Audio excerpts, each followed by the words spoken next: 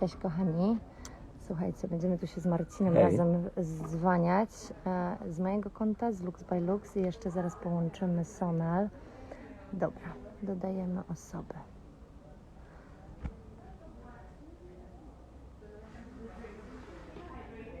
Sustainable Earth Foundation and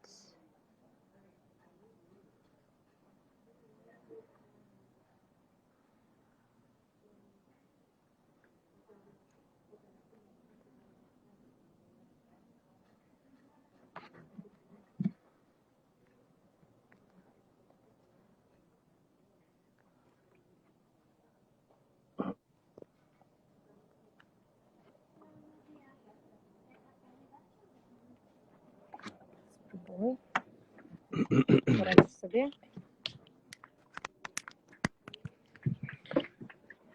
Hello, Sonal. Hello, hello. We didn't have a chance to meet yet. I'm Martin, Sylwia's husband. I'm a co-founder. Hello, Martin. I'm a co-founder and CEO of the company that we run together. Hi. Hello. Thank you, Martin. So there's gonna be three of us today. I am running it from the Lux by Lux account. We've got Sylwia on her personal account, and we also have you, Sonal Jain, directly from India. It's a pleasure to have you. Hi Sonal. Hi, Can you hear us? Is this fine? Can you hear me too? Can you hear me? Connection problems, I suppose. Yeah, we can hear you, but we have some smaller connection problems. I hope this is going to be fine later on. It's a different kind of a setup for us today because this is the first time we're doing it in English, and this is the first time we're doing it three people at the same time. So let me introduce why we're having this call. First of all, we're in two different locations. We're in Mexico. It's 9 a.m. over here.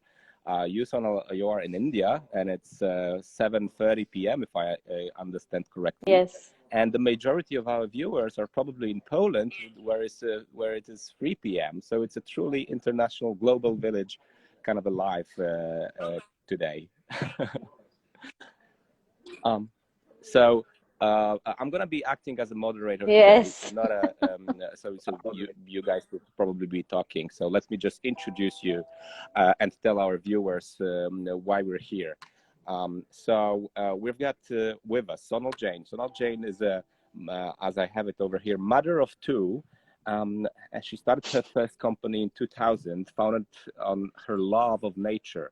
The company is called Aura Herbal Textiles Ltd, and was the first company to patent and introduce the successful industrial application of natural and herbal dyes using medicinally rich herbs.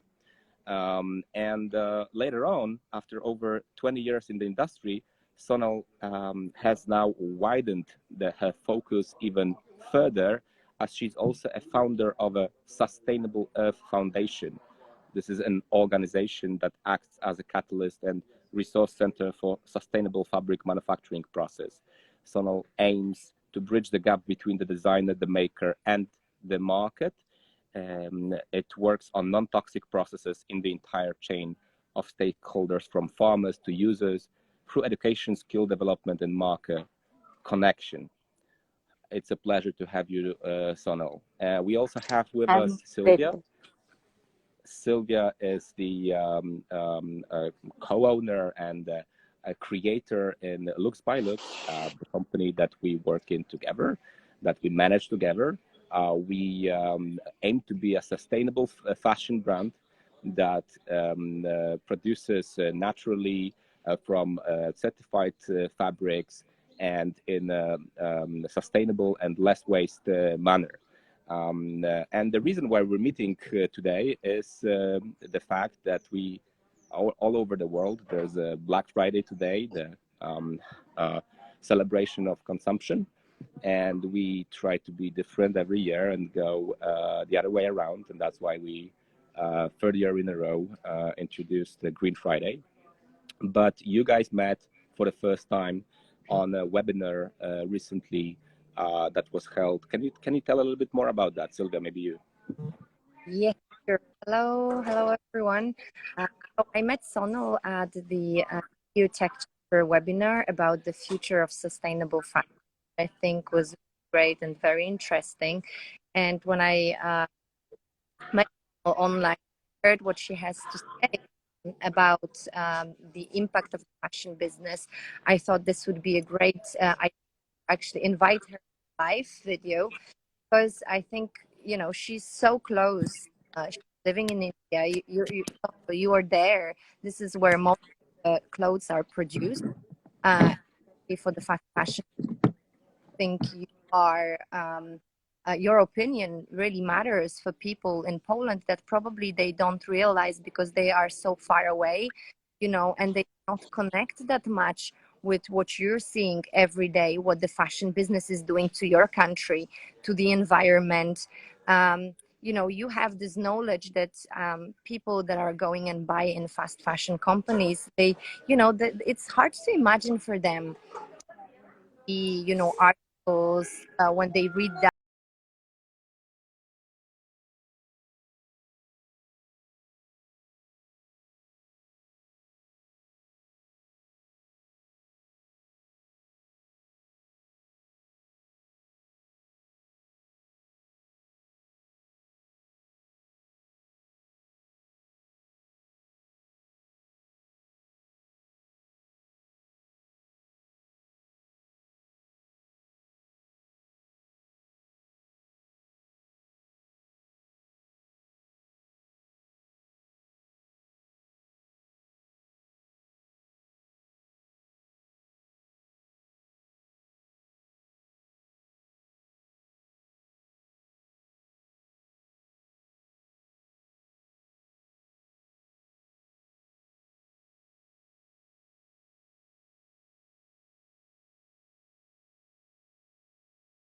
from this co-working space, there is some kind of event that they are running that we are not aware of.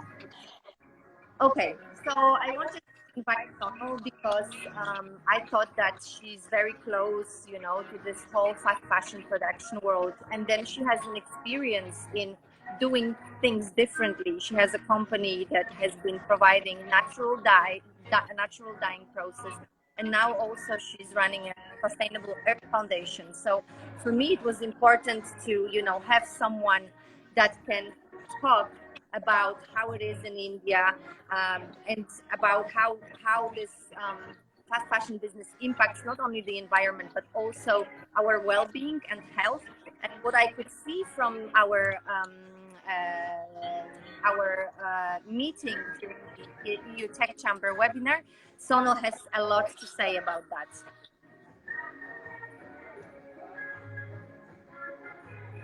Thank you, Sylwia.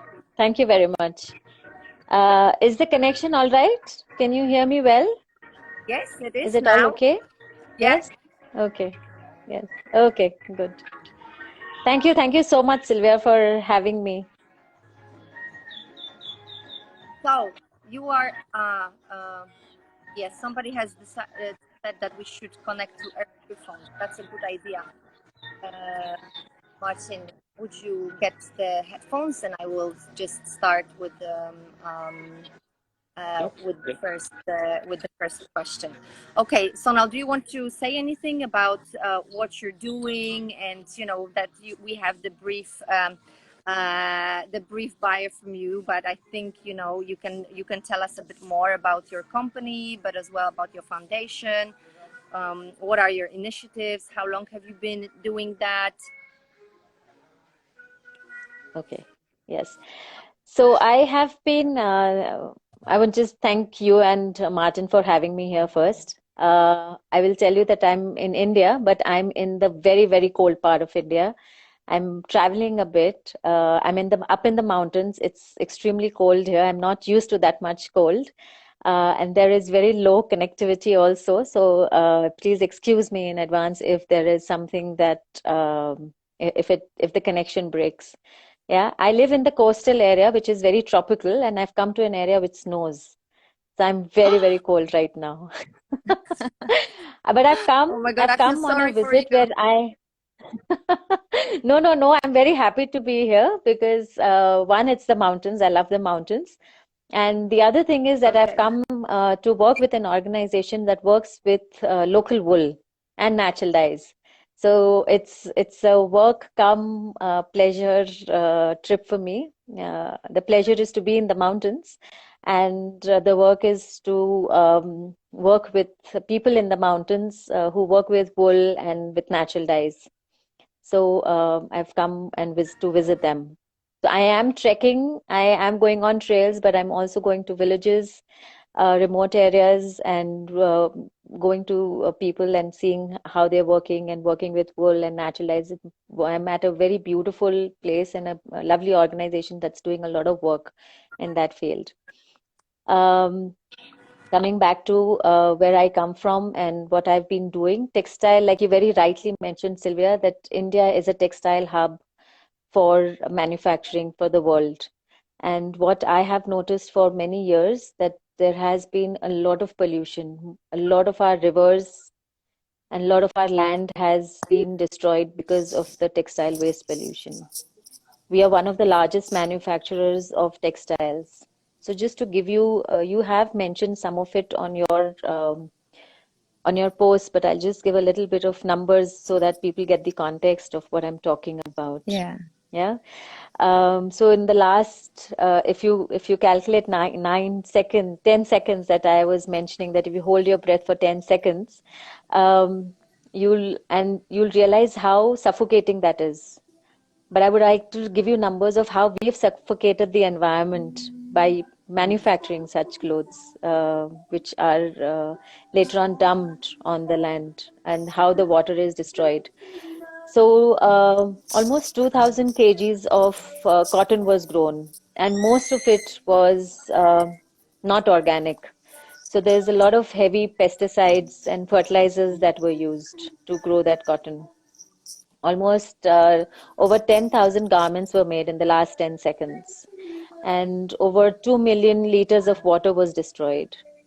So I'll tell you how water gets destroyed is each t-shirt that we own would use 8 to 10,000 chemicals, different kind of chemicals to be made, a t-shirt to be made. And it's through the pesticides, it can be the dyes, it can be the washing part of it, it can be the dye fixing part of it. And through that, 2,000 liters of drinking water gets destroyed. So this is drinking water which you cannot retrieve again, and you cannot use it for drinking again. So if all of us will just calculate the number of garments we have in our wardrobe and multiply that by the 2,000 liters of drinking water, you will know how thirsty your wardrobe is. Yeah. All of us have loads and loads of clothes, yeah, and there's no limit. And most of our lifetime, 99% of the times, we are surrounded by some form of textile or the other. Even if when we are having a bath or bathing, we have a towel hanging right next to us. So we always have some form of textile around us. So when I say 2,000 liters, that's for a t-shirt, and a denim would use 10 times more of water than that. Yeah. And water is becoming more and more of a commodity, which is more and more rarely available. You know, people are in India. I will talk about India because I live here and I see that very often, that people are struggling with water. Women have to walk for hours to collect water. Even in the cities, there are areas where people stand for 2 to 3 hours. I've had people working for me who've done that, who waited for 2 to 3 hours just to get a bucket of drinking water. Inside their house, they were getting colored water, which was polluted by the textile factories around them. And the women I'm talking about, this lady would carry drinking water from our factory. And I once happened to ask her that why does she carry, because she was 50 plus years old. And I would feel sorry for her to carry so much water every day. So I had to ask her, why did she carry so much water from our place? Didn't she have water at home? The water that comes into our house is so polluted, she cannot use it for cooking or drinking. She needs water for her grandchildren. And every day in the morning, she would have to stand for 4 hours just to collect 10 liters of drinking water for her family. So that I've got really a breaks question, my Sonal. heart. I've got a question. Yes. So, has this always been like this in India, or is it a recent development over the last years? Can you elaborate on that with the So water India system? has, yeah, no. So India has always, for thousands of years, used natural dyes. India has never used synthetic dyes. For thousands and thousands of years, India has always used natural dyes for the world. So India was supplying textiles to the world, naturally dyed textiles to the world. India is a hub which has textiles, a variety of textiles, thousands and thousands of varieties of textiles across India. And that's what we were supplying. But in the last 70, 80, 90 years, once the industrial revolution came into India and we started encouraging factories to make textiles and fabrics synthetically or using synthetic dyes, that's when all this pollution started. This is just a problem of less than 50 years. It was not like that before that. Before that, our land, our water, we didn't even have synthetic farming or toxic farming. We all our farming also was organic, always. So the knowledge is there in India. It's just that because it's become so fast and the demand in the world is such, and our manufacturing is going global, and people are, and we are supplying it for the world. It's a capitalist market. It's a fast fashion market. There's loads and loads being made.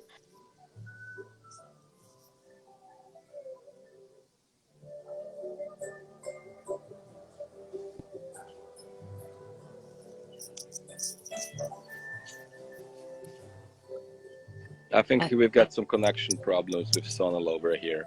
I'm pretty sure she's gonna reconnect in a second. So let's wait a little bit. And meanwhile, I'll have to charge my phone, so I'm just gonna be walking a bit. You Is got it all lost for right? a second, Am I so if you back? can repeat the last Okay. idea. Yeah. Yeah, so I was saying that India had always been supplying natural colored textiles to the world. It's just in the last 50, 60 years that, when the global platform opened and people started sourcing from everywhere, and all the manufacturing started getting pushed to countries like India and the neighboring countries, is when all this toxic pollution in India happened. Before this used to happen in Europe. The industrialization started in Europe. It moved to the US, and the awareness built in Europe. They moved it to the US. The awareness came in Europe. They moved it to the countries in Asia. So this is where we are today, where we have this kind of pollution, and these factories have no way that they can neutralize this material. There's a lot of landfill, dye waste that is going into it. Our waters are getting completely polluted. I'll give you an example, if to get a context for people in your countries, in Poland and wherever you all are. Everybody uses nail paint, right? Everybody has used nail paint. So just imagine keeping a nail paint in front of your nose and smelling it for hours. How would you feel? Yes, we've all used Well, obviously colors you or got sick, paints. and Yeah. yeah. Yes, right. So, and that's nail paint, which is probably good for human consumption, and you put it on your nails, so it's milder form of dyes. But when your clothes, you want to wash your clothes multiple times, and you want the color to remain very good for those multiple times. So you can just imagine how much more stronger those chemicals are when you're using it as dyes on clothes. Yes. If you've ever been to a freshly So can painted I ask room. you a question? Yes, please. Can I ask you a question? So the reason why the companies in India moved from natural dyeing to artificial one was purely for optimizing the process of cloth making, right? Without looking back Uh, on the environment. no, so what had happened is India had always been supplying, like I said, natural dyes, and then we became a British colony, and the British would take all the indigo from here and would be selling it all over the world. Yes, but when the synthetic dye was introduced in Europe, the British tried to eradicate all the natural dyes from India and pushed all chemical dyes over here. Yes, they started torturing the people who were growing the indigos, and they uh, tortured people who were making things by hand, uh, even to the extent of cutting the thumb of people who were on the handlooms. Yes, so and they introduced uh, industrial made textiles. So it caused also a lot of fear. So people were very scared to continue using traditional techniques while the British were here.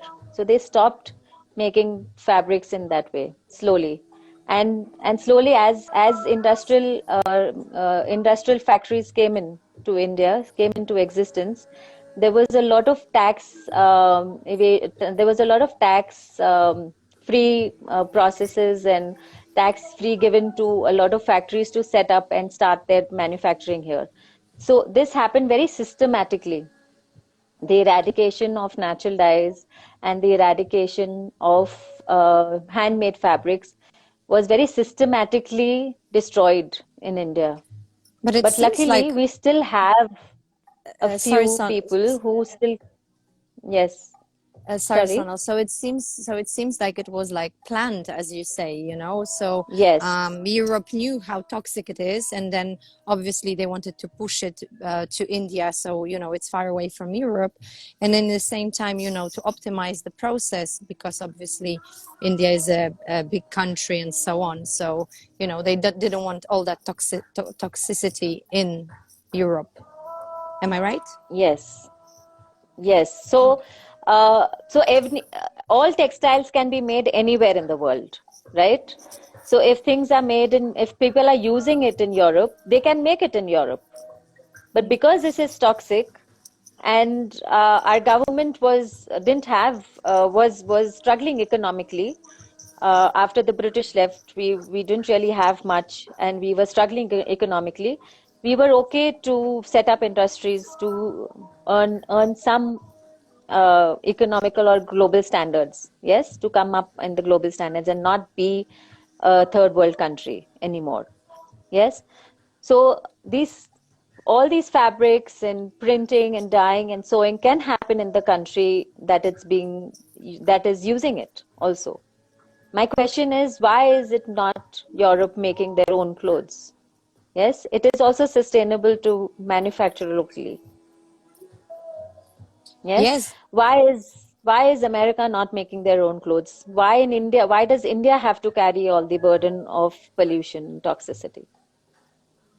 Yeah, this is Yes, a great so question, and I think this is a big problem. For example, for companies like, for example, like mine, when we are looking for places where we can uh, order, for example, materials, printing, we can see that it is very hard to come by in Europe. And it seems that you have the knowledge, India has the knowledge about natural dyeing, and you're very good at it. But there is some kind of a secret that nobody wants to share it with the rest of the world, because obviously it's such a big business, the fast fashion business. And I think taking into consideration all the lobbying with the government, and then at the end of the day it gives some work to people. So you can't just take this work from them just like that.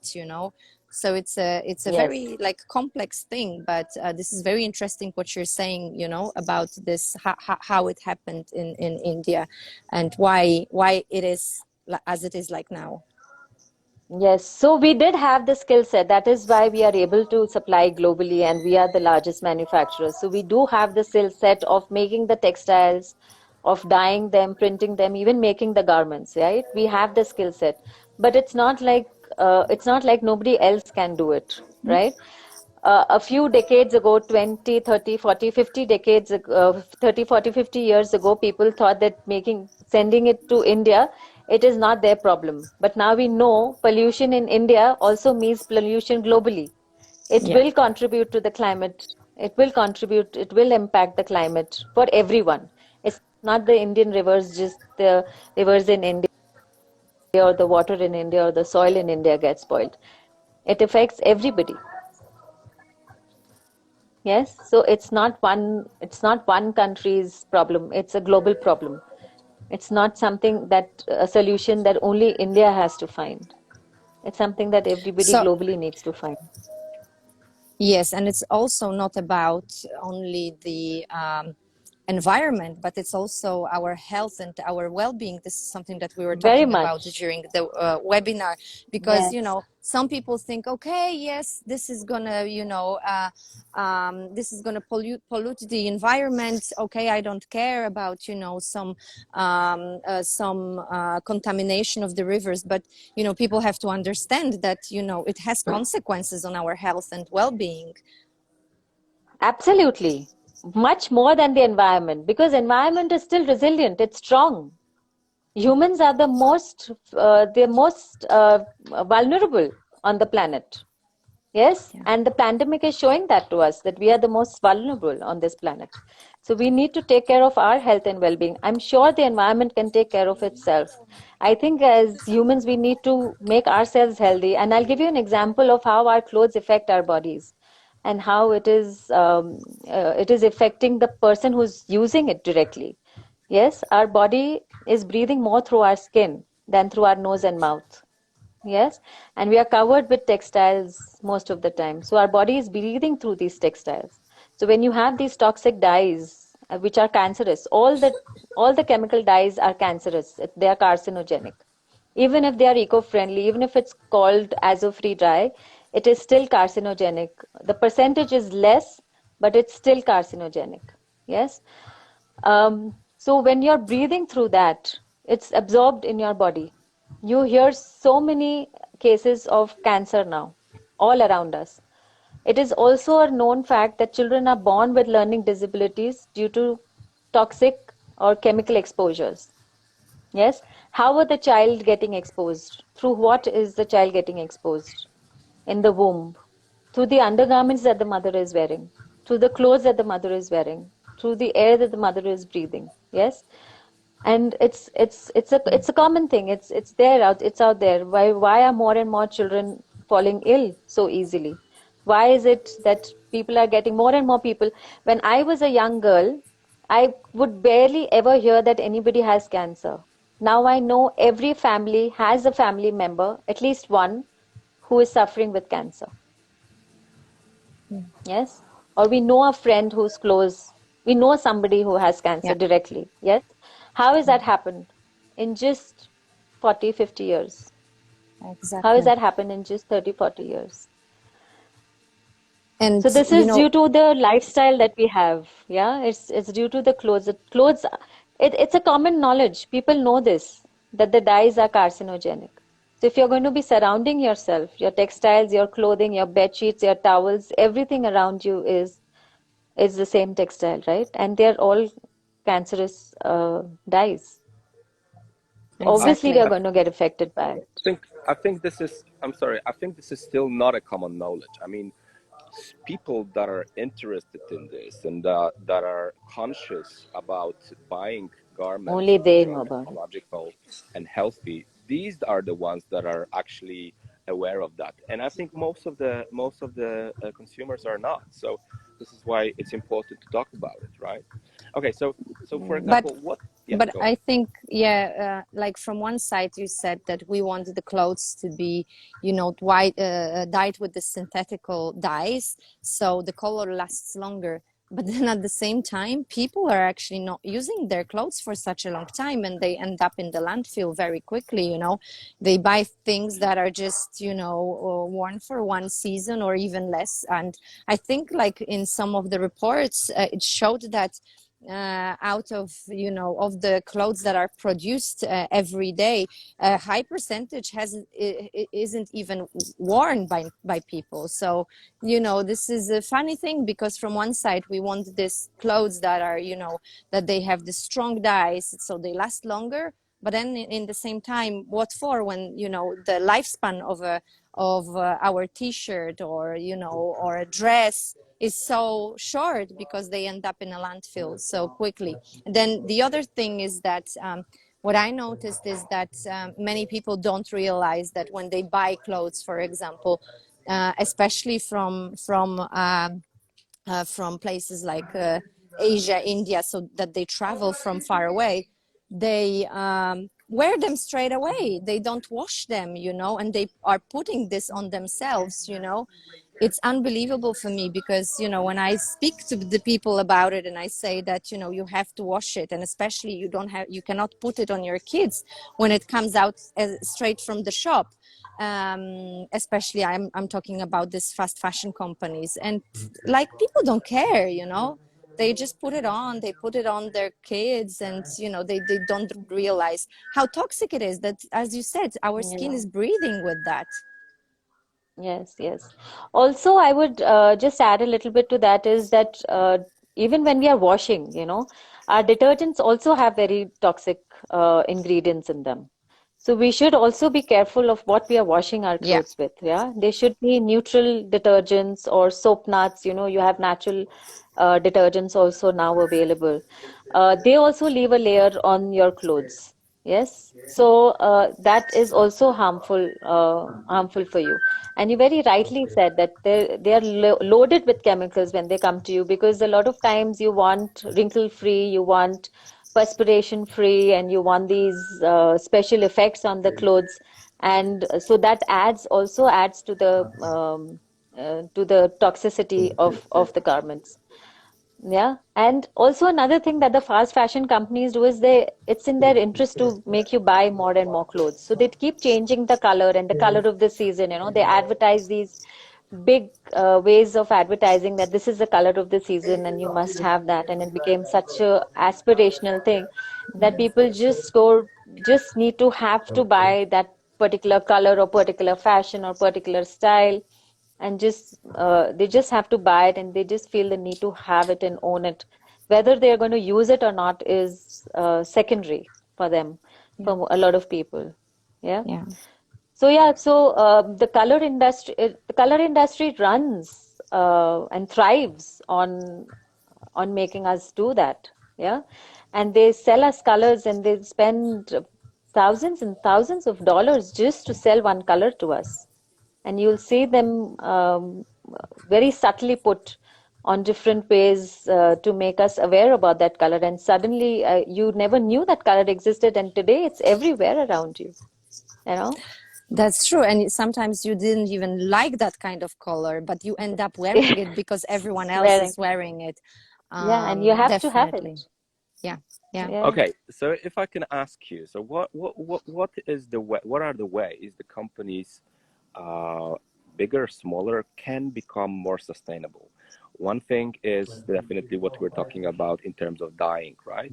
Dyeing with not with artificial agents, but with more natural ones. What are the other aspects of becoming a little bit more sustainable company, clothing company? So their raw materials, yes, they should design first. It comes to from the design aspect, right? So you should design for things that you need. Yeah, if you want to be sustainable, design things that are needed, not designs that are. We have enough for 3 generations on this planet. Yes, we don't Yeah. need too much more already. Yes. So to first of all design for products which are really, really needed. Yes. Design things for utility that can be useful for people and Mm-hmm. helps people in some ways. Yeah. Exactly. Source materials that are sustainable. Yeah. Environmentally, organic cotton or organic or linen or hemp, fabrics which are ecologically safe, which actually add back to the ecology instead of taking away from the ecology. Yeah, their trims also. Keep the trims also absolutely natural. Try to keep your buttons and things like that you use. Keep it to natural. Uh, Reuse fabric. There are a lot of fabrics that are already made, and a lot of companies can start picking up fabrics from factories that have excess fabric and start using those fabrics. Yeah. Um, like I said, dyes is a huge, the toxic dyes and pesticides that are used are huge in toxicity. So those are the things that um, that can be done. What else? Be transparent. Very important. Treat the people well. The people who are working for you. Yeah, treat them well. Be compassionate towards the people who are working for you and for whom you're making things. If you have that compassion and that empathy, you would already start looking at ways that is not harming them while making the clothes also. So the dye, not only the dyes, sometimes these fabrics, when you're stitching them also, they release fibers and they go get lodged in our lungs for the maker, for the person who is actually stitching also. Yeah. So if you are creating an environment which is toxic free and you're conscious about it, you will find ways of using materials that are not harming to the person who is also making it. Yes. It's not only paying them well, you have to also see that they have an healthy environment that they're working in. Is this Yeah. even really possible in our lifetimes? Because this seems like a huge, huge change. If you look at what's happening around today during Black Friday and the amount of discounts, sales, the amount of garments that are being sold, is this even possible to change the mindset within a single generation? I'm going to be very hopeful and say yes. Because if a pandemic can shut us in our rooms, very soon, and if it can bring that kind of change in us, I mean, we've seen a huge change in India and the lifestyles that we have over here. A lot of people have stopped going to offices and they've started working from home. So they've started choosing places where that is more healthier for them and the environment is healthier for them. Suddenly people are very, very health conscious. Yes, it's been a huge change for us in many ways, many good as well as challenging ways. Um, so Sonal, I think it is, yes. but don't you think, like, because for me, I'm a little bit like upset about the fact that we're talking about the climate change and about the environment pollution since so many years. There are so many meetings on this, high level with politics and stuff. And, for all this time, not much has been done. And then when the pandemic came, they could, shut everything in just, 1 month. And, there is so many changes that they introduced. But when it comes to this topic, the climate change and the environmental pollution, it's just going so slowly. Why never before, they could, kind of use the same, I'm not saying techniques, but the kind of same behavior, that we have to do something now when with the pandemic it's so easy for them.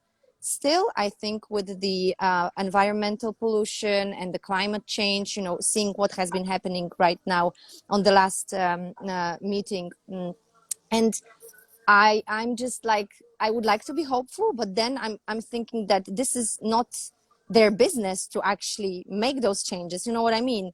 Like at the end of the day, it's this whole I fashion business is making so much money that this is probably the thing that is stopping. So obviously, we as a customers can change. And this is what we've been doing, for example, trying to educate our customers, our clients, lacking, this help from the governments, that they're just not doing enough. This is my way of thinking. Yes, you are right in many ways, but I would also add to this is that this is a consumer's time now. Mm-hmm. The consumer is aware. Yes. So if the consumer starts demanding it, the companies will have to do it. Yes. Our government, for the first time, has recognized, the current government, for the first time, has recognized organic farming. Wow. Yes, and it is making some. Of course, it's very slow. It's not enough. We should have been doing this 50 years ago. It's already too late. But our government is getting more and more aware and is trying to find ways of bringing back traditional techniques that were earlier used. Of course, it's very slow. We are not happy with the speed of it because we all know how important it is to do it much more faster, and there needs to be very, very drastic steps that need to be taken. Yes, but drastic steps also causes a lot of because our textile fashion industry is the second largest employer in Yeah. India. Yeah.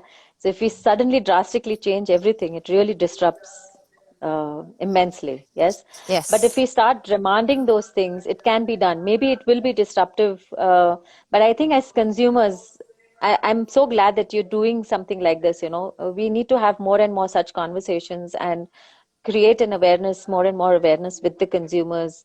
I'm seeing a lot more young designers in India coming up and wanting to get into sustainable fashion and produce things sustainably, and they're much more health and environmentally conscious. But the ecosystem is not enough for them. They need to have more options and more easily available. The processes, it's not, I agree, it's not enough, and there's lots that needs to be done. And I appreciate that you are making these efforts too, Sylwia. So, Sono, if, for example, a company from Poland would like to use fabrics that are naturally dyed, what would you recommend to these companies? Because I know that here there are some company owners, that would be interested in that topic. And I personally had an experience working with natural dyed jersey, which we tried to use, but we were not very lucky with the company that we have chosen, because the quality of the materials was not as good as we wanted. So but I know that from companies abroad that they are using amazing fabrics with dyed naturally, that really last long. They are of an amazing quality. They just last longer, right? So what would you recommend if somebody wanted to switch to this natural dyed fabrics, because you have a company that takes care of the natural dyeing? So I think that would be very useful for people watching.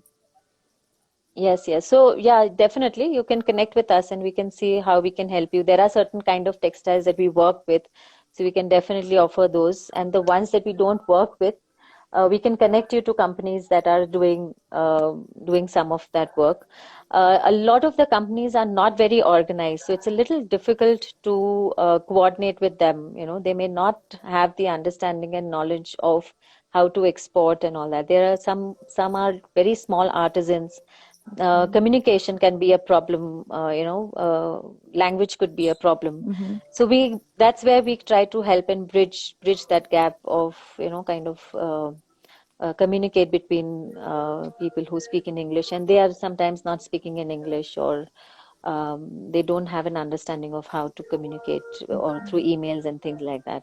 So there are some small artisans, there are some companies who are doing this. It's not very, very common still in India, but there are people across India.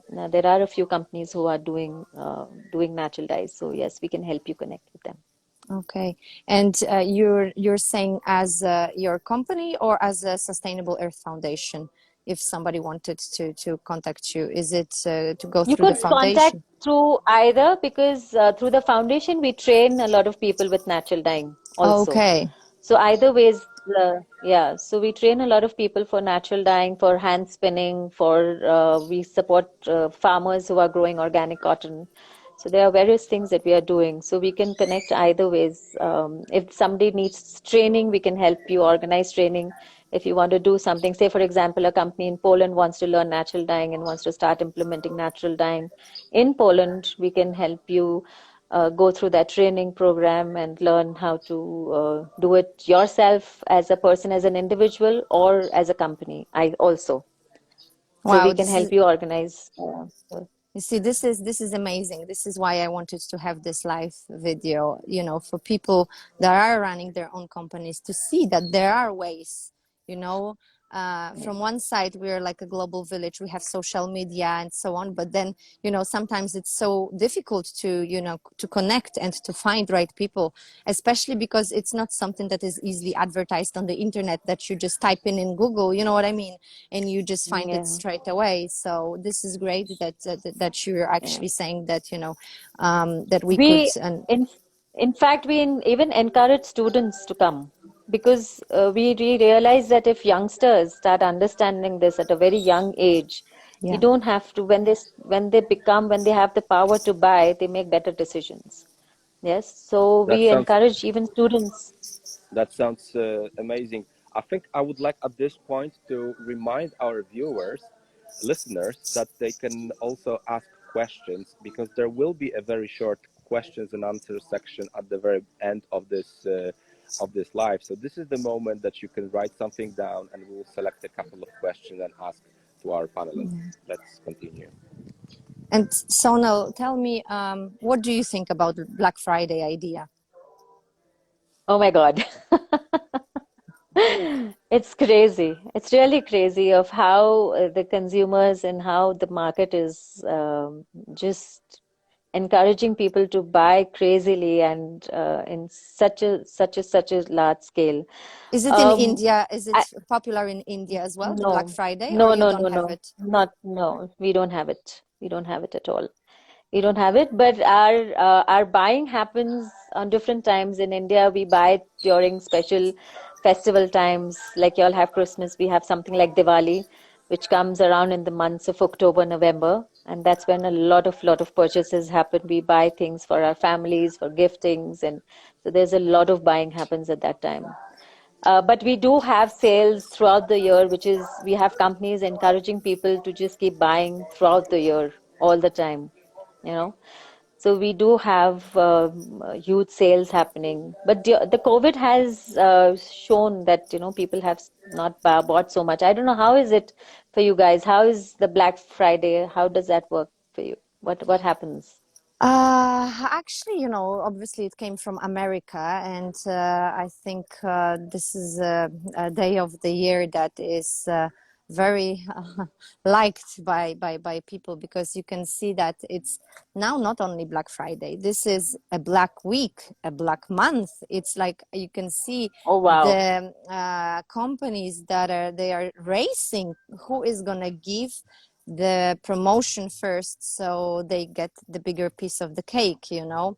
And obviously there are things that I'm not like criticizing everyone that is buying on Black Friday, because I can imagine that there are some people that are they're not able to afford, and this is a great way for them to save money. This is only when they can buy something, and sometimes the goods that are being on offer, the promotion is so big that it's that this is actually a very good occasion for someone. But obviously we know that the promotion are like luring people to buy more and more. So if it was just the conscious buying, then that would be fine. But we know that when things are cheaper, then we order more.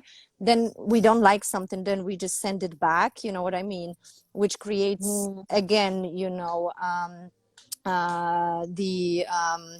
um, it Carbon creates footprint. the carbon footprint, and then what is happening with those things that are given back to Zalando, very often they are not being Hmm. sold, they just end up in the landfill, and so on and so on. So it's I just don't really like this day, because you can see that every year it's becoming bigger and bigger, and the promotions are higher and higher, and that also makes you think like how much those things are worth. If somebody is giving 90% promotion, like it's like where is the transparency, so Hmm. what's the margin of the things that people are saying selling?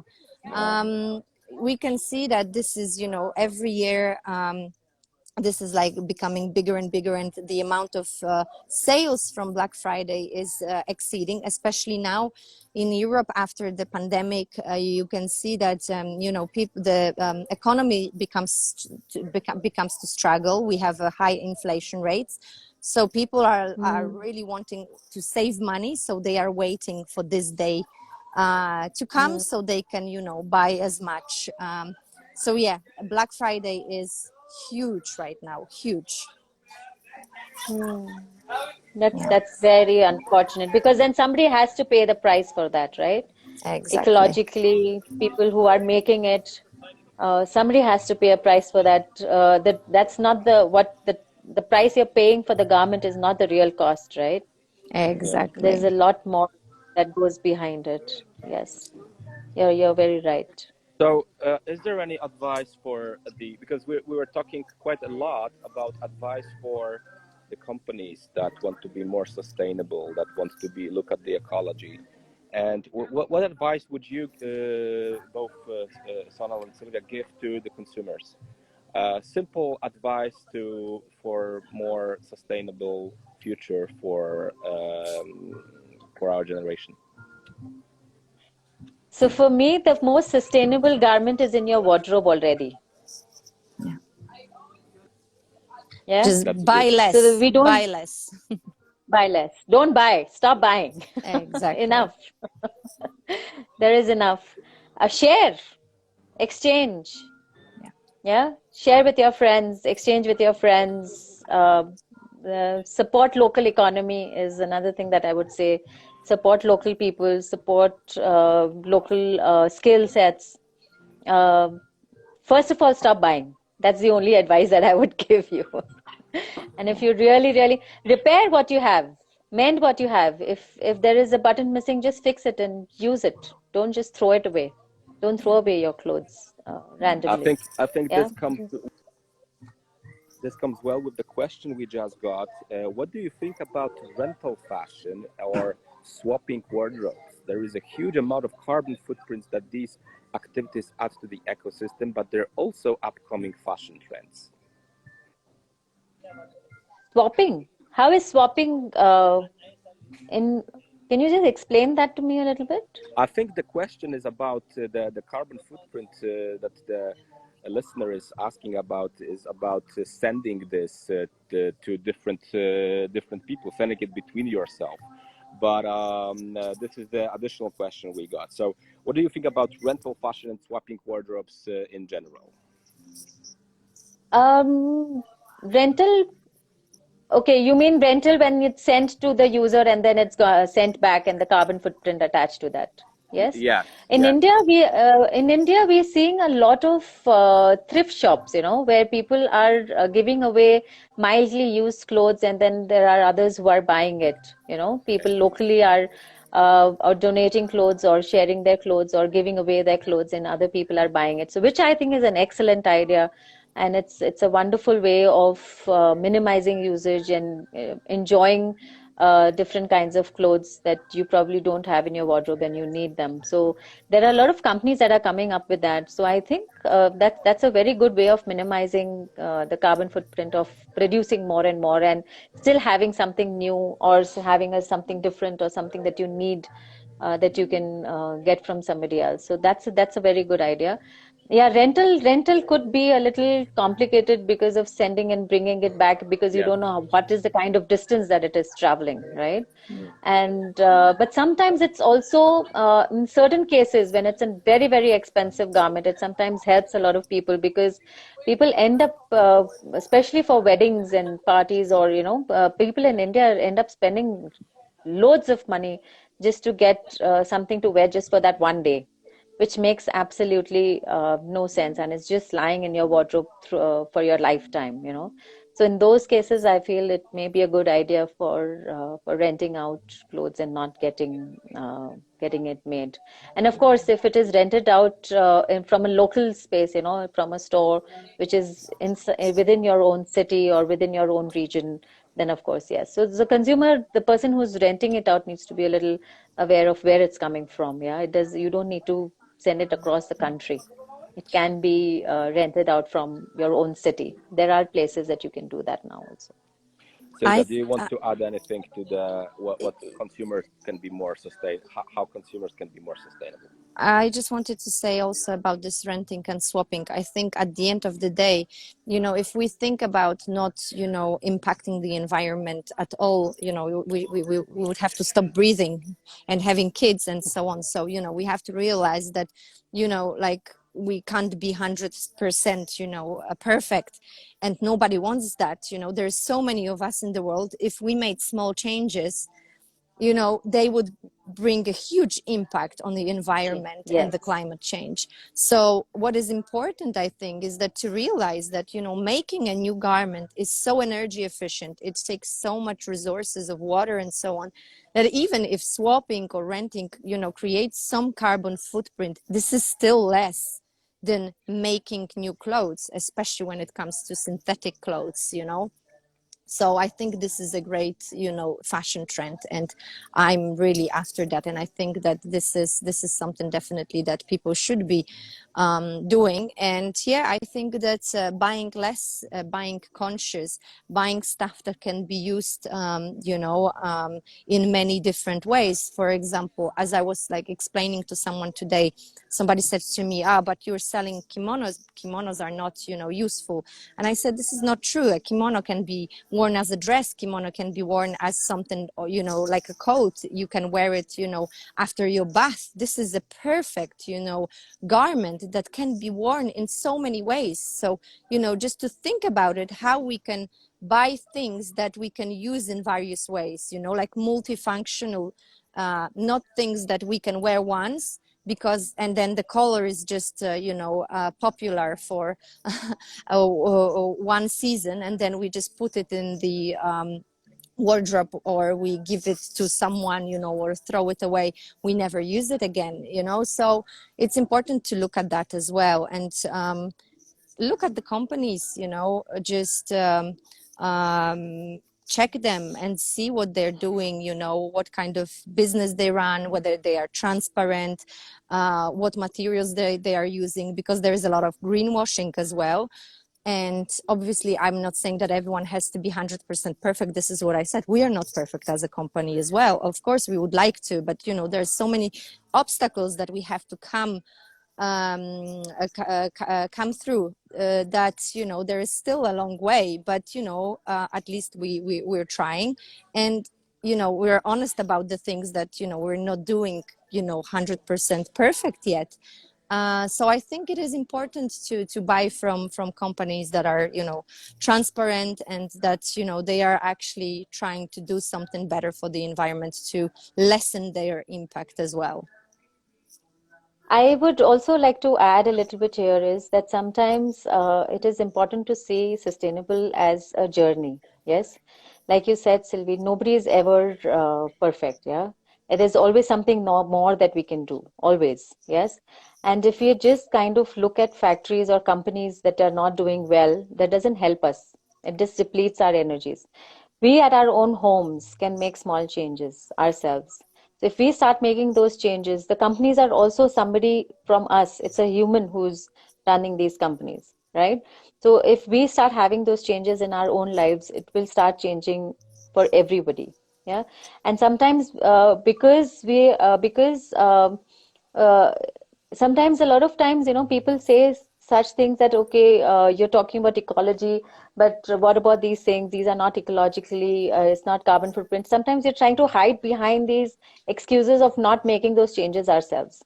So we have to see how we can bring in those changes in our own lifetimes, in the purchases that we do, or the way we live our lives, in even smallest of changes, like, buying things that are locally made, or buying things, or not buying at all, for a month, just go without buying anything. Yeah, at all. exactly. Yeah, test it. Yeah, do it for a week at least, do it for 10 days, then try it for a month, then try it for 2 months. You don't have to become very drastic and say, okay, for a lifetime we're not going to buy. Try it for a month, Exactly. see how it goes for you. Yeah, make those small changes, right? Yeah. So small things like that, when we start making those changes, I'm sure other companies are also, and we'll keep finding ways. Everything can be can be sustainably done, and everything can be questioned also. Everything, right? Yeah. Like you said, even breathing can be questioned. Yeah, So, of course. You know, there was a at some point when I was like talking on my private account about like climate change. Yeah, there were some people saying, "You have 3 kids, you know. This is so, you know, against yeah, ecology," and you know, and yeah. yeah, it is not ecologic to have kids these days, you know. So as I said, but then on the other hand, I'm trying to do other things, you know, that are minimizing my impact. I'm trying to raise, you know, my kids and educate them so they know since they are very little how it is important to live close to the mother nature, to respect it, you know, to be empathic towards, you know, communities somewhere far away in the world, and to realize that, you know, by our small decisions that we just want to buy something to make to feel better, because this is usually the reason why we buy those things, you know, is making someone else harm, you know. It's a good question to ask whenever you need to go and buy something, to ask whether it's your need or it's your want. Exactly. Yeah. So Yeah. once we start defining that, then we already know whether it's a conscious purchase or it's just a random frivolous will that we are trying to fulfill. I really love the journey analogy. This so much sums up of what we're talking about, because this is a situation that somebody is just on the brink of starting this journey, maybe thinking about it, but never went really on the trip. Some of them are during their path, during their journey, and some of them are almost there. So let's not judge, let's not differentiate those people, and let's encourage for everybody to start this Yes, journey we can towards just, yeah. sustainability. I think We this have to was great always what you evolve. said. Yes. Today we should just ask ourselves whether, you know, we need those things on Black Friday, or we just, you know, want them. Are they really, really essential to us? Um, and you know, we are still in Poland in the middle of the day of the Black Friday, and I have still whole day. And I actually, I myself, I did Black Friday shopping for the supplements, you know, because I saw that, you know, the company that I'm buying supplements, they are giving, you know, um, some price reduction. So obviously I use this opportunity because, you know, this is something for my health. This is something that is important, that is going to, you know, make me feel better and be more healthy. And, you know, I'm actually, you know, fine with the fact that, you know, I did some shopping today already. But I really needed that, you know, so I try to think about whether, you know, it is needed, or whether this is just, you know, for my pleasure, because, you know, I just want to feel better. Yeah.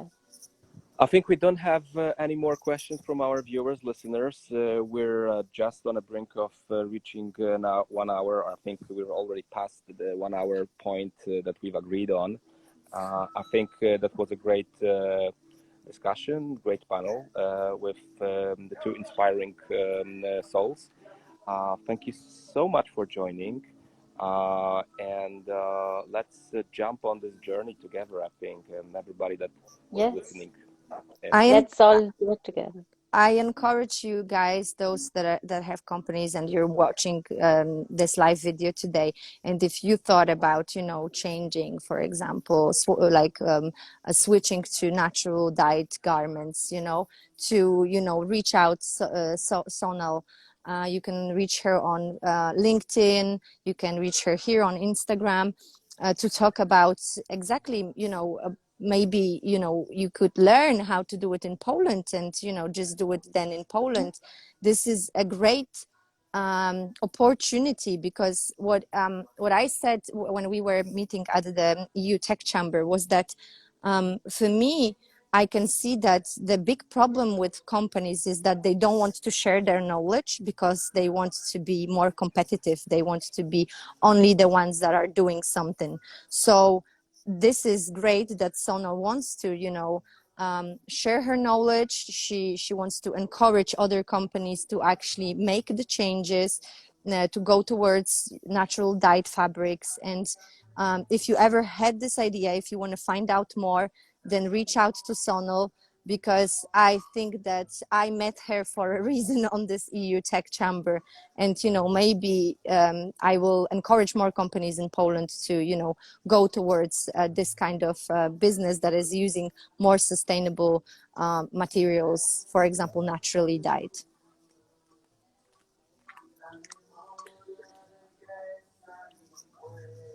Oh, I think, Sonal, we lost you.